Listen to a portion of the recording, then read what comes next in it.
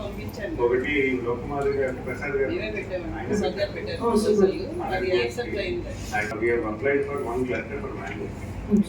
So అది కూడా it is on the application side. Export లో పెట్టడానికి కూడా అదే 3 types of cleaning ఉంటుంది మనకి. ఆ 3 types of cleaning లో కూడా వివిధ కంట్రీస్ కి మనం ఎక్స్పోర్ట్ చేసే యూనిట్స్ అవన్నీ కూడా ఫుడ్ ప్రాసెసింగ్ తాజా తయారు చేసేది అన్ని కూడా పికిల్స్ సో ఇవన్నీ కూడా మనం అగ్రిగేట్ చేసి సో ఇప్పుడు ప్రస్తుతం మ్యాంగో ఫార్మర్స్ తో అగ్రిమెంట్స్ అవి చేసుకుంటున్నాం అండి. అది ఫస్ట్ ఫేజ్ అయిపోయింది, అప్రూవల్ వచ్చింది మనకి.